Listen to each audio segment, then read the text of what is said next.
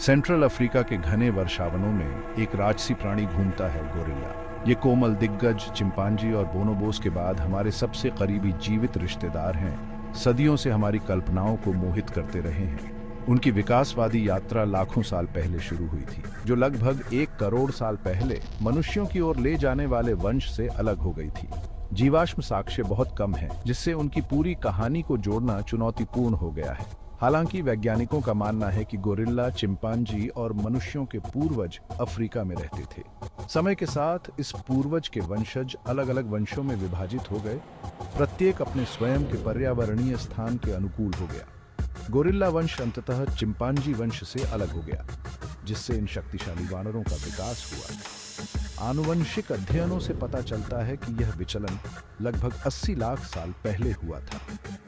आधुनिक गोरिल्ला के पूर्वज मध्य अफ्रीका के वर्षावनों में विकसित होते रहे, उन विशिष्ट लक्षणों को विकसित करते हुए जिन्हें हम आज उनके साथ जोड़ते हैं। गोरिल्ला की 2 प्रजातियां मौजूद हैं, प्रत्येक को आगे उप प्रजातियों में विभाजित किया गया है। पूर्वी गोरिल्ला और पश्चिमी गोरिल्ला। कांगो लोकतांत्रिक गणराज्य रवांडा और युगांडा में पाए जाने वाले पूर्वी गोरिल्ला 2 प्रजातियों में से बड़े हैं। इस समूह के भीतर हम पर्वतीय गोरिल्ला को पाते हैं, जो अपने घने काले फर के लिए प्रसिद्ध है, जो इसे उच्च ऊंचाई वाले जंगलों में जीवित रहने में मदद करता है। कैमरून, गैबोन और कांगो गणराज्य जैसे देशों में रहने वाले पश्चिमी गोरिल्ला अपने पूर्वी समकक्षों की तुलना में थोड़े छोटे होते हैं। उनके पास फर का हल्का कोट होता है और चेहरे की विशेषताओं में सूक्ष्म अंतर प्रदर्शित करते हैं। पश्चिमी गोरिल्ला की 2 उप प्रजातियां, पश्चिमी तराई गोरिल्ला और क्रॉस रिवर गोरिल्ला, अपनी अपनी श्रेणियों के घने वर्षावनों में घूमती है। प्रत्येक उप प्रजाति अद्वितीय शारीरिक विशेषताओं को प्रदर्शित करती है और एक विशिष्ट भौगोलिक क्षेत्र में रहती है। उनका आकार, फर का रंग और यहाँ तक कि सामाजिक संरचनाएं भी भिन्न हैं, जो गोरिल्ला परिवार के भीतर अविश्वसनीय विविधता को उजागर करती है।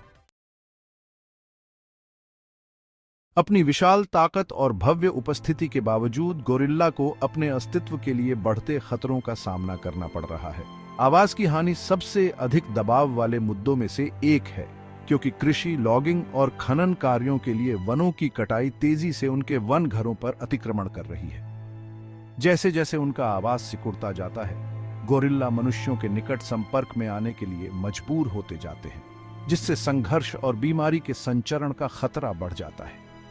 अवैध बुशमीट व्यापार, पालतू जानवरों के व्यापार के लिए शिशुओं को पकड़ने और पारंपरिक चिकित्सा में गोरिल्ला शरीर के अंगों के उपयोग से प्रेरित होकर अवैध शिकार एक और महत्वपूर्ण खतरा है।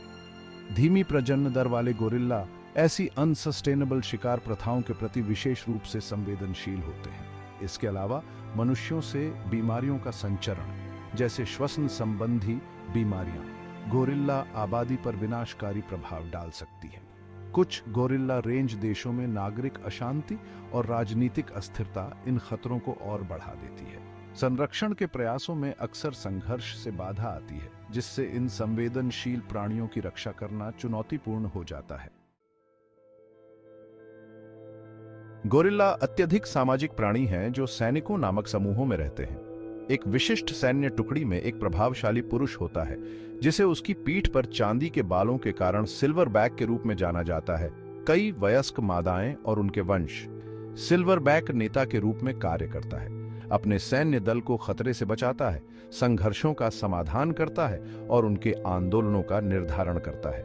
गोरिल्ला मुख्य रूप से शाकाहारी होते हैं, अपना दिन पत्तियों, फलों, तनों और अंकुरों की तलाश में बिताते हैं।